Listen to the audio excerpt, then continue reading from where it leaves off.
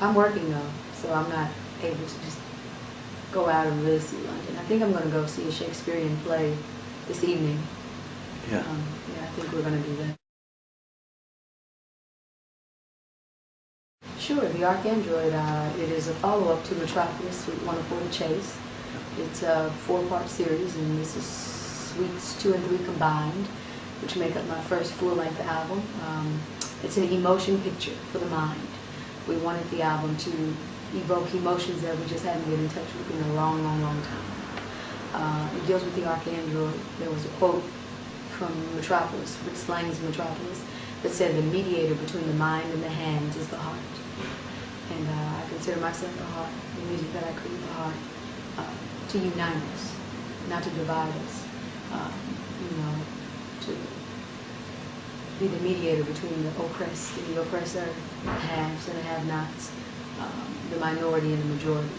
And the music was written for the people to uplift them and inspire them, to be their choice of drug, if you will. So that's just a little bit about it. If you listen from the beginning to the end, I think you'll be in for a very transformative experience. But you have to listen from the beginning to the end.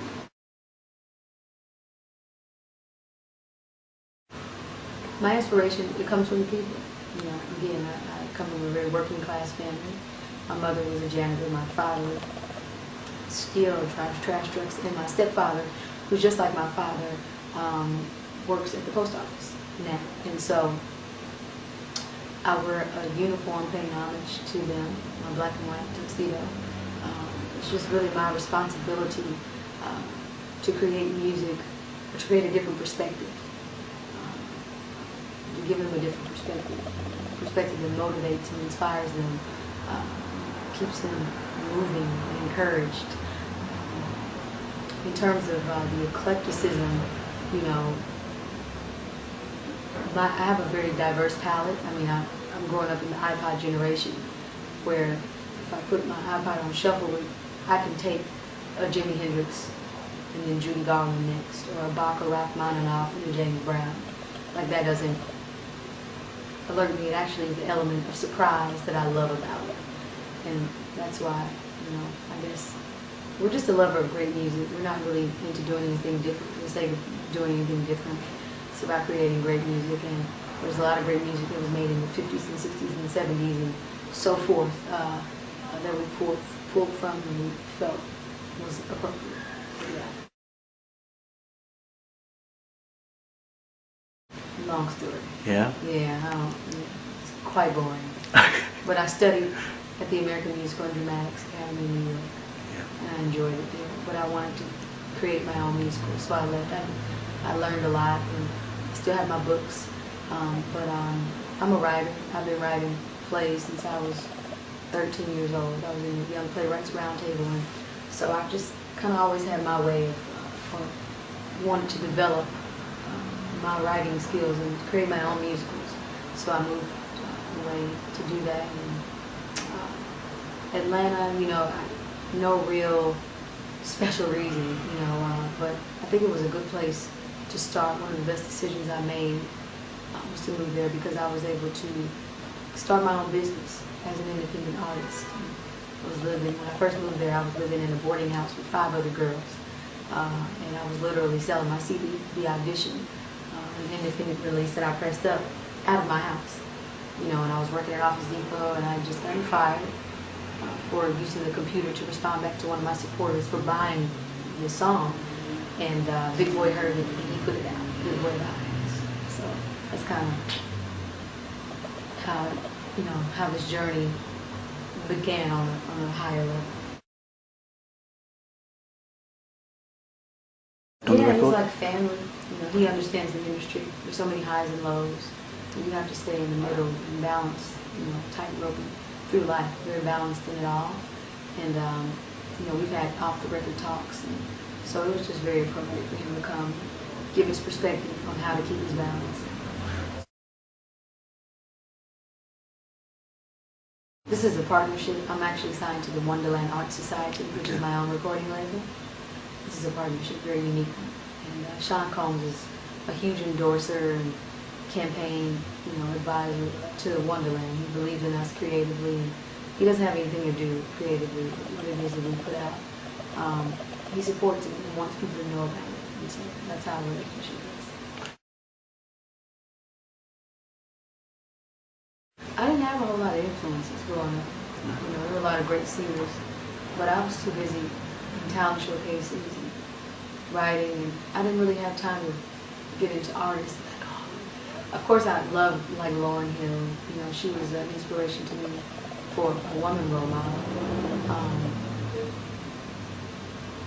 But I was in musical theater. I was always playing a character in James and the Giant Peach, or The Wiz, or Cinderella, or Little Shop of Horrors. I didn't really get into like artists like that until I said I wanted to be an artist. Then that's when I kind of did a little homework, a little research, and I started to get into a lot of artists.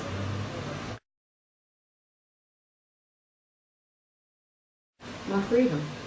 My freedom as an artist to express myself and to make mistakes and to try out new ideas, I think it's important for artists to go through those moments of writing bad songs or whatever to get to the great stuff. And if I didn't have that process to be able to freely express myself and try out stuff and fly, it's just a very hateful thing to do to somebody, to take away their freedom.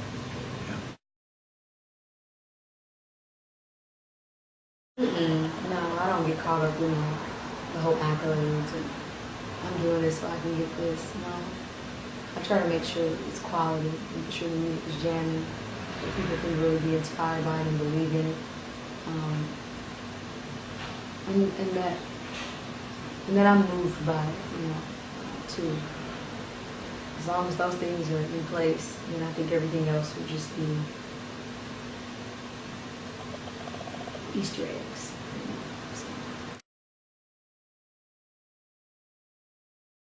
It depends on who the person is and where they're standing.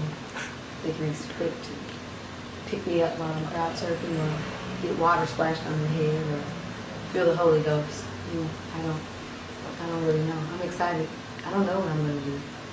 I don't really choreograph too much of what you see live. I try to just really be very fearless on stage and create art and just try some stuff.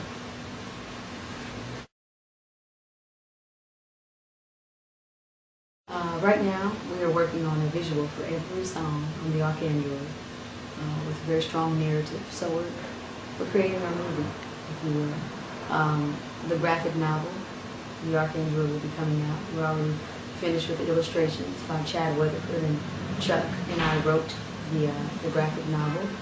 And I'm going to be on tour, co-headlining with Of Montreal, who they're on my album and I'm on their album. So I'm pretty busy with those three things, and there's some other things, but I think you need a surprise in your life. Keeping them close to your chest. Keeping them close to your chest. Yeah.